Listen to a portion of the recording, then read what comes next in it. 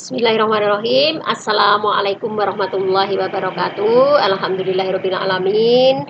Kita masih diberi kesempatan oleh Allah bertemu kembali ya untuk belajar ya. Sebelum pembelajaran pada kali ini kita mulai, maka terlebih dahulu ya kita awali dengan membaca doa dulu ya. Baca doa surat Al-Fatihah, dilanjutkan doa belajar ya. Silahkan anakku berdoa dengan khusyuk. Ya, alhamdulillahirrahmanirrahim. Semoga dengan berdoa tadi menghantarkan kita dalam pertemuan pembelajaran kali ini dipermudah oleh Allah, sehingga apa yang akan Bu Guru sampaikan kamu bisa mengerti ya. Pada pertemuan kali ini Bu Guru ingin menyampaikan ya bab 3 ya tentang tata krama, sopan santun dan rasa malu ya.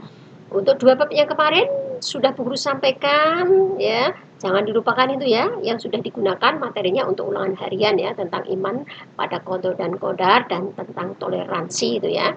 Jangan sampai dilupakan ya. Nah, sekarang berikutnya kita nanti akan bahas pengertian tata krama dan sopan santun dalam Islam. Kemudian perintah tata krama dan sopan santun dalam Islam ya. Kemudian penerapan perilaku tata krama dan sopan santun dalam keseharian. Hikmah berperilaku tata krama dan sopan santun dalam keseharian. Nah, sekarang kita bahas satu persatu ya. Apa sih pengertian tata krama dan sopan santun? Ya, ini ya. Barangkali ada yang bisa jawab, silahkan ya. Tata krama adalah aturan tingkah laku berdasarkan nilai-nilai kesopanan. Sopan artinya hormat dan takdim, tertib menurut adat yang baik. Sedang santun adalah berkata lemah lembut serta bertingkah laku halus dan baik. Nah, sekarang perintah berperilaku tata krama dan sopan santun itu dijelaskan oleh Allah Subhanahu wa taala dalam Quran surat Al-Baqarah ayat 83. Itu silahkan kamu buka buku paket kamu pada halaman 187 ya. Nanti ada tugas ini ya, harus kamu tulis di buku tugas kamu. Nah, nanti ada perintah mengumpulkan di sekolah, kamu harus sudah siap jika ingin dapat nilai dari guru ya. Juga ada hadis terkait ya yang diriwayatkan oleh Ibnu Majah itu pada buku paket halaman 185.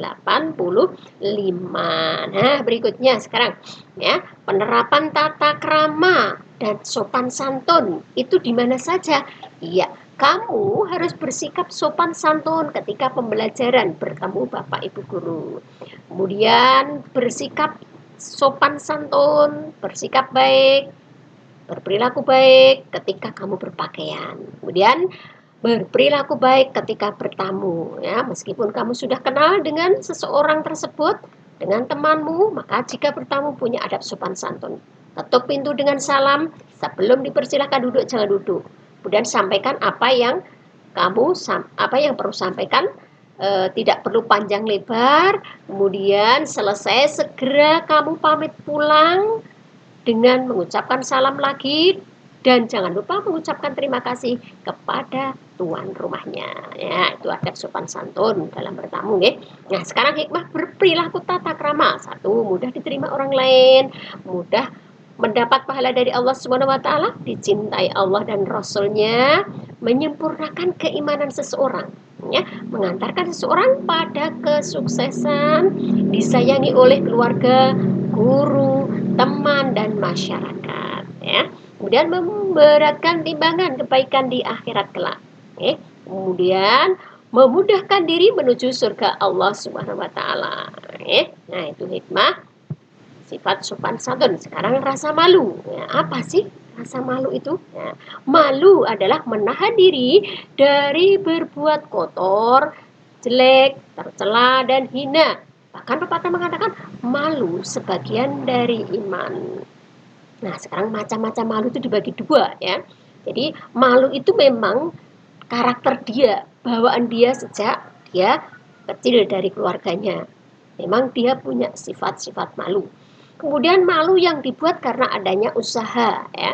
Jadi memang dia bisa menempatkan diri di mana harus bersifat malu ya, menjaga, karena malu sebagian daripada iman. Orang yang punya iman pasti punya rasa malu ya. Nah, kemudian penerapan rasa malu itu di mana saja ya. Jadi kita itu harus punya rasa malu jika berbuat maksiat, misalnya mencuri, berbohong, curang, meninggalkan sholat, kemudian korupsi, menyontek waktu ulangan, berkata dusta, berkhianat, ingkar janji. Nah, itu semuanya harus kita tinggalkan karena itu termasuk perbuatan-perbuatan yang merendahkan diri kita, ya. Dan itu harus malu jika berbuat seperti itu, ya. Itu harus, ya.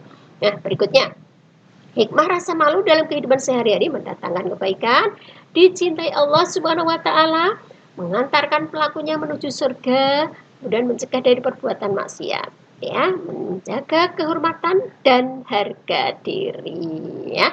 Itulah hikmah rasa malu dalam kehidupan sehari-hari, ya. Mungkin pertemuan kali ini, ya, itu yang bisa Bu Guru sampaikan. Mudah-mudahan kamu paham apa yang saya sampaikan. Sebelum Bu Guru akhiri tugas hari ini, ya, menulis Quran surat Al-Baqarah ayat 83 dan artinya, ya. Itu di buku paket kamu halaman 187. Silahkan kamu tinggal niru saja, disalin yang bagus tulisannya sama artinya, ya. Kemudian menulis Quran surat Al-A'raf ayat 26 paket halaman 183. Selesai menulis, jangan lupa mintakan tanda tangan orang tua, ya, selesai mengerjakan, ya. Nah, mungkin itu dulu yang bisa Bu Guru sampaikan pada pertemuan kali ini, ya. Mudah-mudahan kamu paham apa yang Bu Guru sampaikan. Jika kurang jelas, nanti bisa japri Bu Guru, ya. Ya, mungkin itu yang bisa Bu Guru sampaikan, nggih. Kita akhiri dengan membaca Alhamdulillah bersama-sama. Assalamualaikum warahmatullahi wabarakatuh.